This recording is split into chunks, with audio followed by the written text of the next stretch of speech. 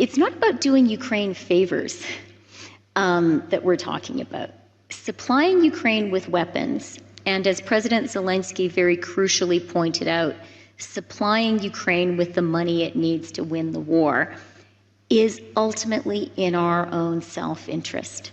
So I'm a finance minister, and if you were to say to me, what is the one thing that G7 finance ministers, G7 governments this year could do that's actually in our power, right? We don't control COVID.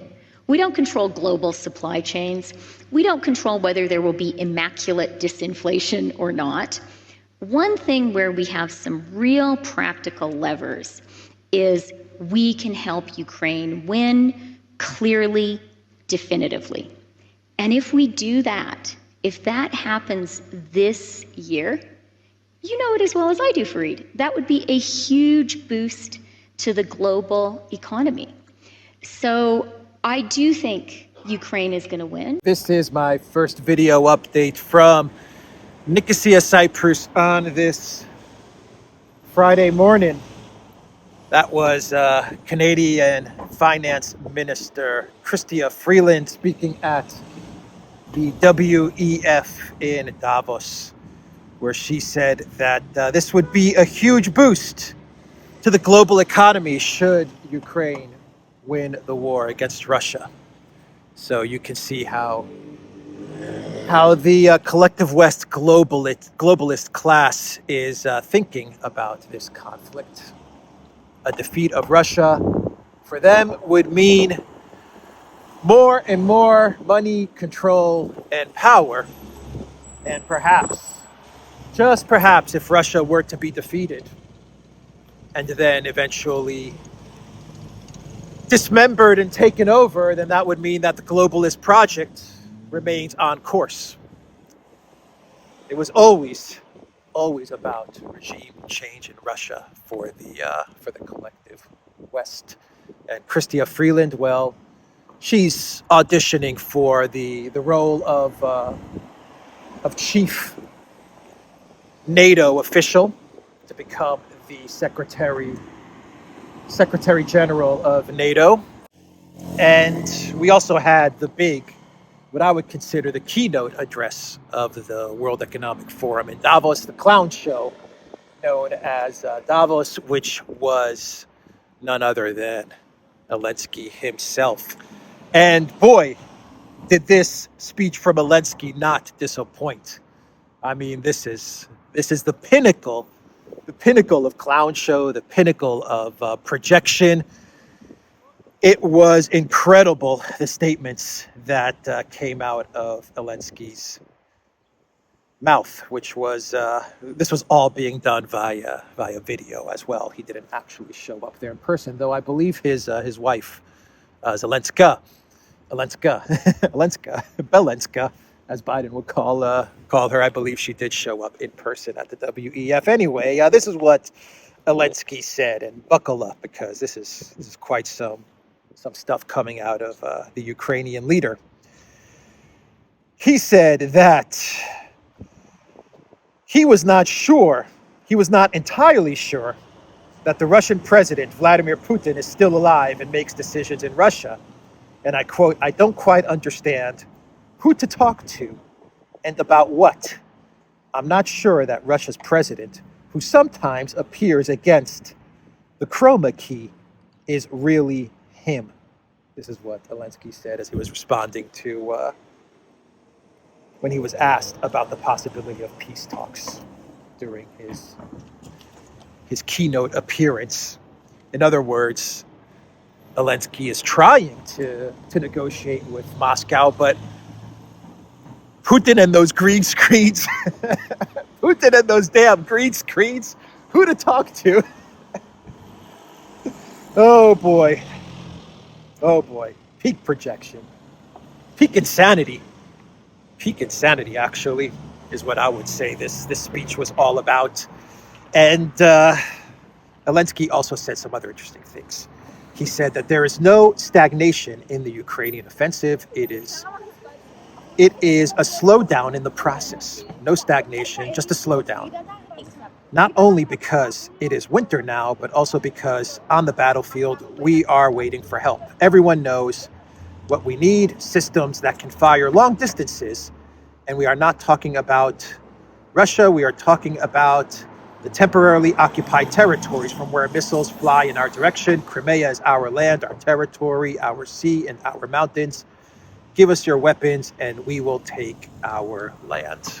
Crimea is on their mind. It's been on their mind since the McCain, Newland, Biden, Obama EU coup d'etat in 2014. And it has remained in their minds ever since. And Elensky is still not, he's still not admitting that Soledar has been taken by the Russian military. And not only Soledar, but yesterday, as Elensky was speaking, Kleshchevka was also taken by the Russian military. This is according to the Wagner PMCs, to Prigozhin, who has been very cautious, actually, in announcing when the Wagner forces have taken over a settlement. But the other day, yesterday, as Zelensky was giving his video address, his military was being driven out of the very key city of Kleshchevka, which now allows the Wagner PMCs to not only retain their control in Soledar, but allows them another way to encircle Bakhmut. So this is a key development that was taking place during Elensky's video keynote in Davos. We also had news yesterday that the Russian military has started to advance in the direction of Zaporozhye as well. They launched an offensive in several directions in the front in Zaporozhye. And this is, I guess you could say, this is another front that the Russians are now, it appears, they're now engaged in outside of the Bakhmut direction. So that was another piece of very, very bad news for the Elensky regime. But keep in mind, this is just a stagnation. Just a stagnation, everybody. Once Elensky gets all of those weapons, including the long-range missiles, to strike at Crimea, then it's game over for the Russians. And according to Freeland and Stoltenberg, who also spoke at the WEF, this is going to lead to what the collective West is calling Victory 2023. That is what they are branding the collective West's involvement in Project Ukraine and the escalation in Project Ukraine. They are calling it Victory 2023. Their words, not mine. Meanwhile, in Ukraine, we are getting reports that there is a huge mobilization that is currently underway. And this is a mobilization of engineers and technical people and construction workers and just a lot of men who were needed to keep the economy moving. Actually, I even hear government employees as well, but these are all people that were not thrown to the front lines because their work was essential to keep the economy, whatever's left of the economy, afloat. And now it looks like the Ukraine regime is saying, you know what? The economy is already cooked. There's nothing to keep afloat anymore, so we might as well start mobilizing all of these men in key industries. And that is what is happening, according to multiple sources out of Ukraine. They're also saying that this mobilization is needed to cover for the losses in the direction of Bakhmut. The big losses in Bakhmut are now forcing the Elensky regime to mobilize government employees, engineers, construction workers, etc. And they are actually saying that these are going to be the mobilized forces that are going to undergo training to operate the massive amounts of equipment that is being allocated to the Elensky regime. Yesterday, we had huge announcements from various NATO countries of their military donations to fight the Russians in Ukraine and to help the collective West achieve victory 2023. The U.S. is going to be allocating another $2.5 billion in military aid to Ukraine. This includes additional anti-aircraft missiles for NASAMS, 8 short-range air defense systems, 59 M2 Bradley infantry fighting vehicles, with 590 TOW anti-tank missiles and 295,025 mm ammunition. We also have various EU countries which have also said that they are going to be upping their allocation of military equipment to Ukraine. They're going to be giving a whole lot of military stuff to Ukraine. This includes the UK, Latvia, Poland, Denmark, Czech Republic, the Netherlands, Slovakia. They've all agreed to give Ukraine, and I quote, an unprecedented package of assistance. So they're going to be giving tanks and anti-aircraft systems, ammunition, AFV vehicles, all kinds of stuff. That is what various NATO countries also announced yesterday as well. The U.S. is actually also going to be pushing some Caribbean and Latin American countries to dig into their stockpiles of weapons and ammo to hand over to Ukraine. And they're saying if they give up their weapons and hand them over to Ukraine, then the U.S. will gladly sell them new American weapons. You see how all of this works? You see how all of this works? What did Freeland say? This is going to be huge for business if Russia loses. Yeah, but this is already huge for business, especially for the military-industrial complex, because basically what they're saying is Cuba, Venezuela, Nicaragua, 6 other countries in Latin America and the Caribbean, they are telling them to, so we have 9 countries in total. So 9 countries in total, the U.S. is telling them to empty out their own military stockpiles, hand them over to Ukraine, and then the U.S. will gladly sell them American weapons. So generous of the United States. And then we turn our attention to the never-ending saga of the tanks. The tank saga. By the way, the deputy Pentagon spokeswoman, she actually said that the United States would support Ukraine in seeking to return the territory by any means. She's talking about Crimea as well. They are going to figure out a way to attack Crimea. That is what they're aiming for.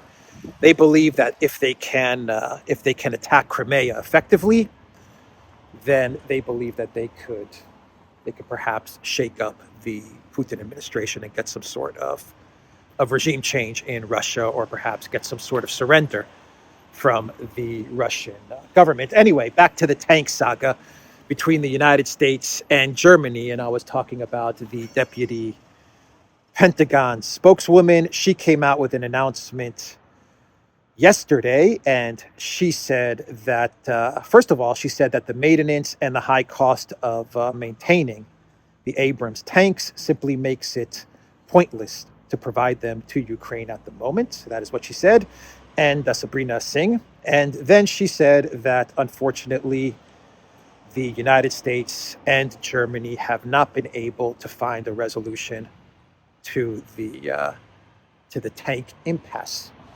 I talked about this yesterday, where I said that Olaf Scholz, the government of Germany, is now telling the United States that they will give up their Leopard 2s if the U.S. gives up their Abrams. And so you have the statement from the Pentagon spokeswoman saying, we are not going to give Abrams tanks over. It doesn't make any sense. And they're going to continue to pressure Germany. But Germany, so far, you have to give the Olaf Scholz government some credit. So far, they are standing firm on their promise, on their condition to not deliver Leopard 2s unless the United States delivers Abrams tanks. So Germany is They're standing strong to the pressure, and the pressure is really, really big. Every country in Europe, every country in NATO is now piling on Germany to just give up their Leopard 2s. They're telling Olaf Scholz, give up your Leopard 2s to Ukraine. Do it now. The United States is putting pressure, and that's going to be some big-time pressure on Germany. Poland is leading the charge in the European Union. They are pressuring Olaf Scholz to give up his Leopard 2s.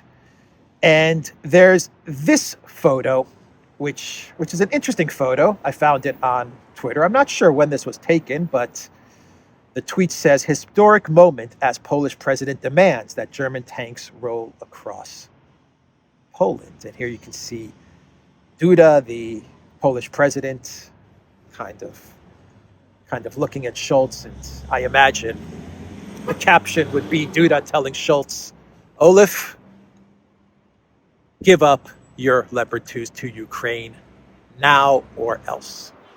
And then Olaf Scholz is kind of looking at Duda, probably saying to himself, Duda, you idiot. Do you know how bad that would look if I gave up my Leopard 2 tanks to Ukraine and those Leopard 2 tanks were used to fight Russia? Do you understand how bad that would look for Germany and the type of provocation that would be towards Russia to have German tanks rolling across Ukraine? Duda, you idiot. So, yeah, that's what this photo to me is showing.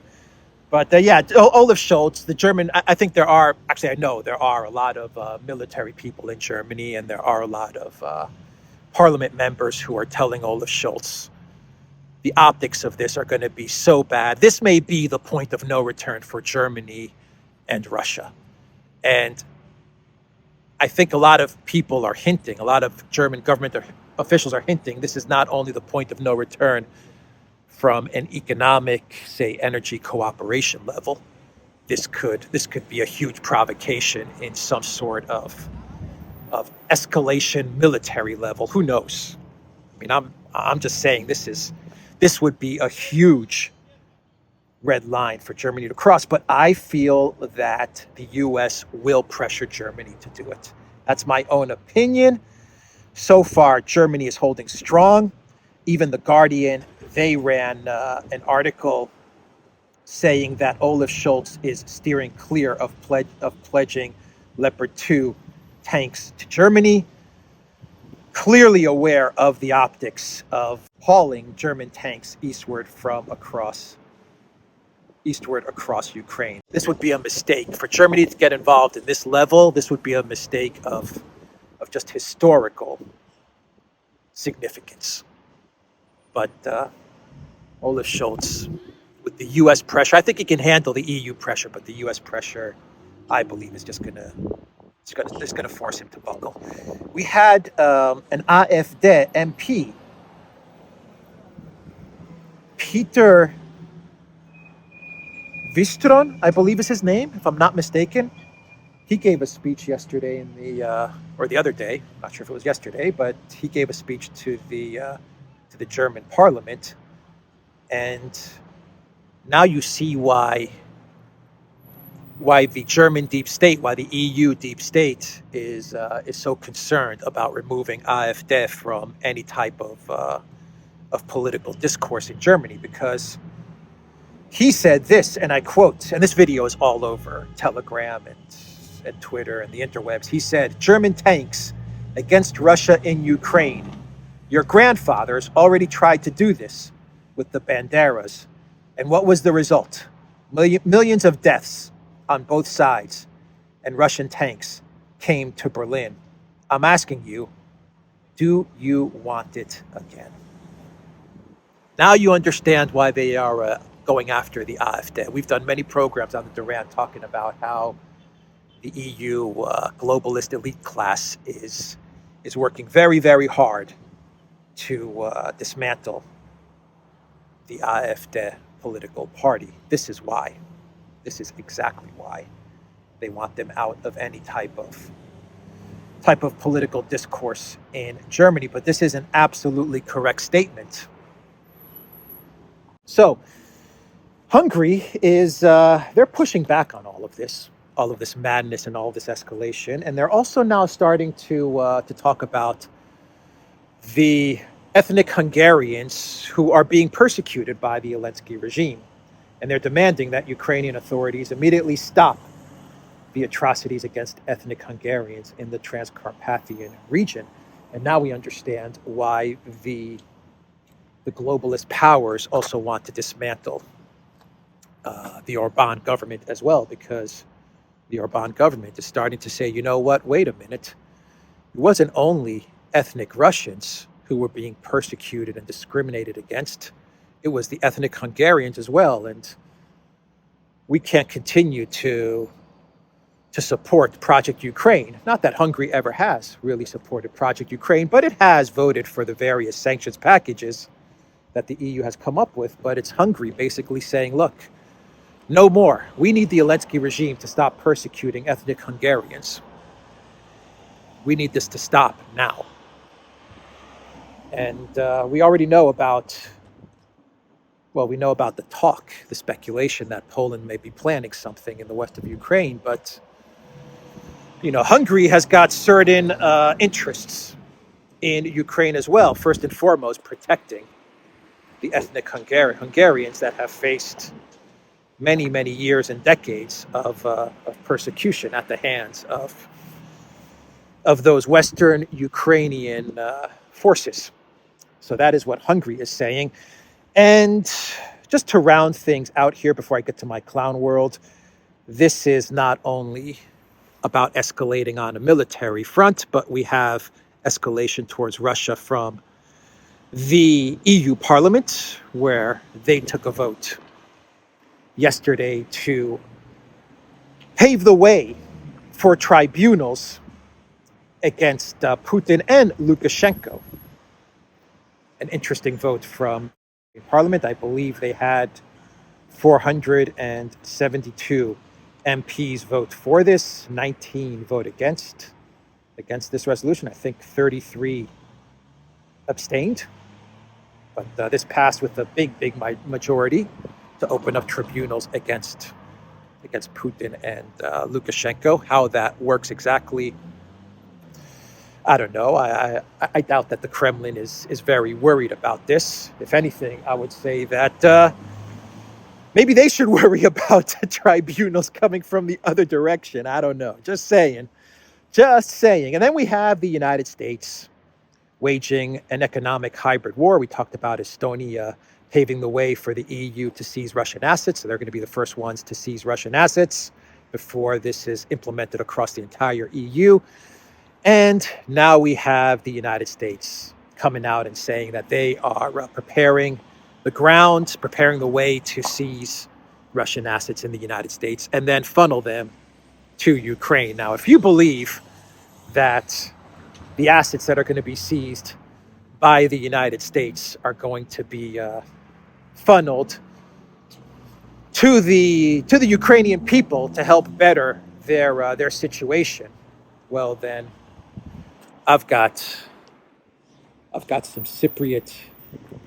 Maybe this was like an aqueduct, perhaps, to sell you, or maybe a Cypriot cactus to sell you if you believe that these assets that are going to be stolen from Russia are going to actually go to the people of Ukraine. Well, that's not going to happen. We actually have a statement from the Russian ambassador to the United States with regards to this announcement that the U.S. is about to seize Russian assets and then send them to Ukraine, where they will then be removed from the washing machine known as the Elensky regime, and they'll make their way back into the pockets of all kinds of people. The Russian ambassador said that such dangerous precedents only serve to discredit the United States as a bastion of free enterprise. Washington, with its own hands, is undermining confidence in both the American and international financial system, as well as the security of the dollar jurisdiction.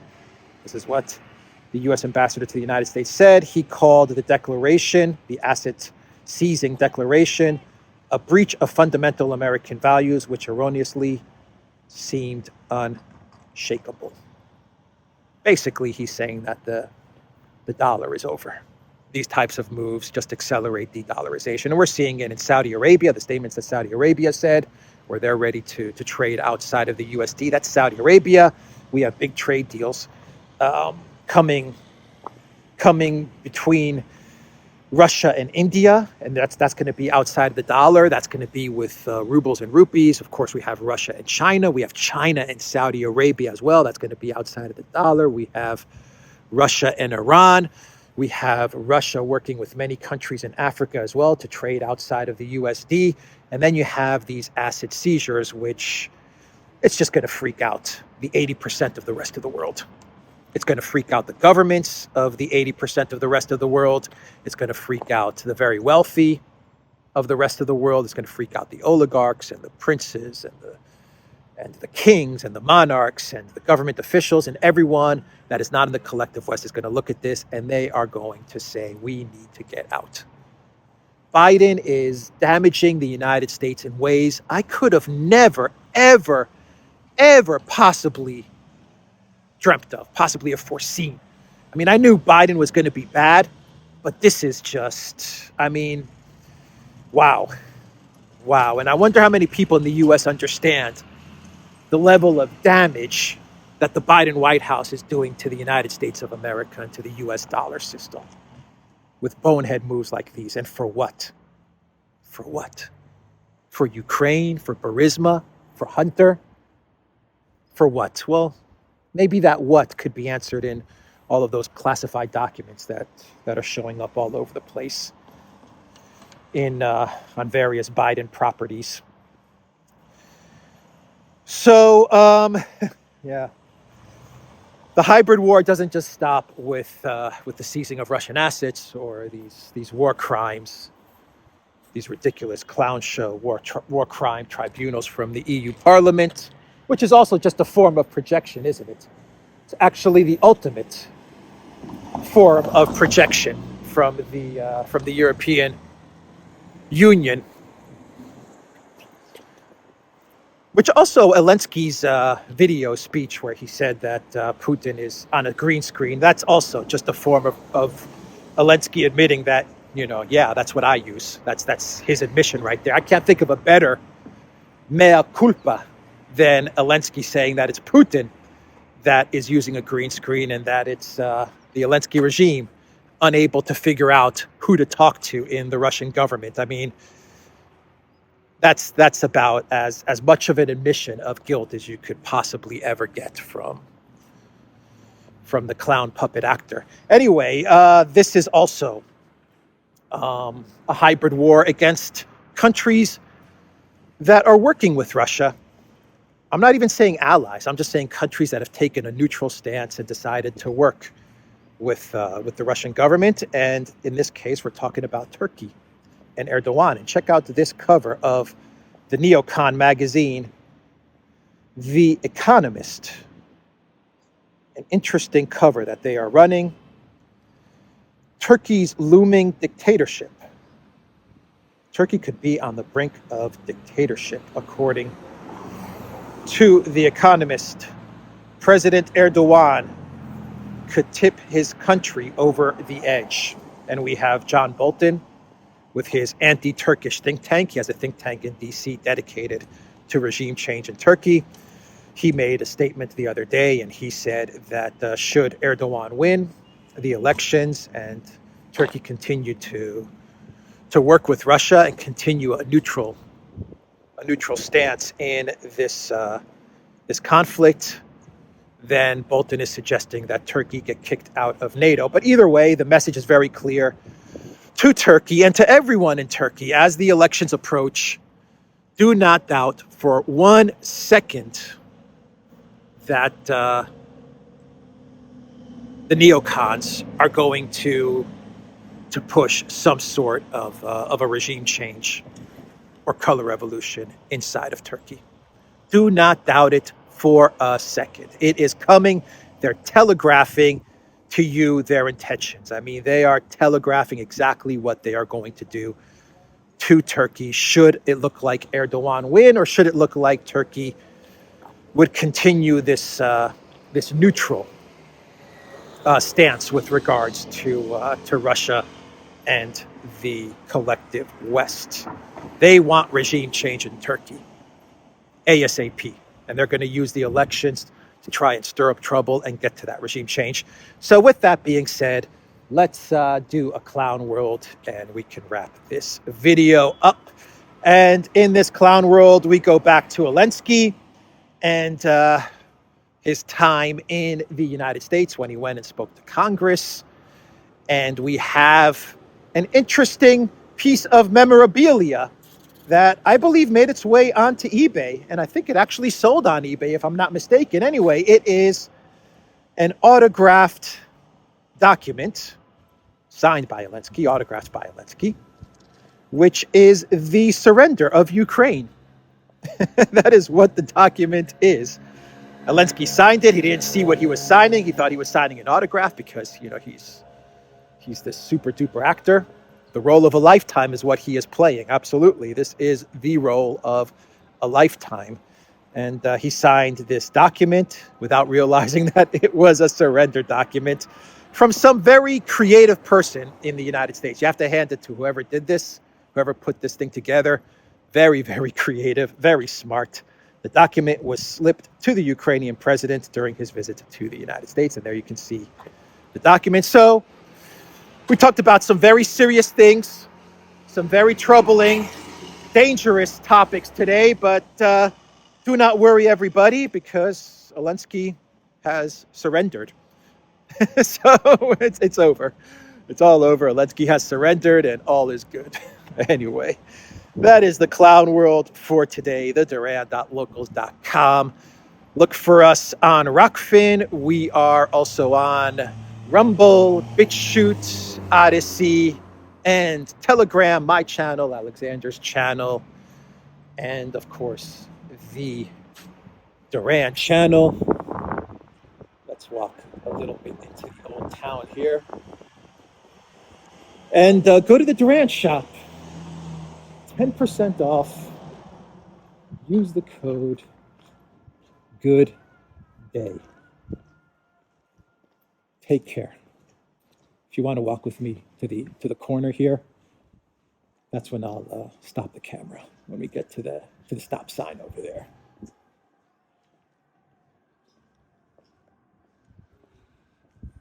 The quiet streets of Old Town, Nicosia. Kale beer, that is our beer. That is the Cypriot beer, the finest quality beer in Cyprus. Keo, Kale. All right, everybody, take care.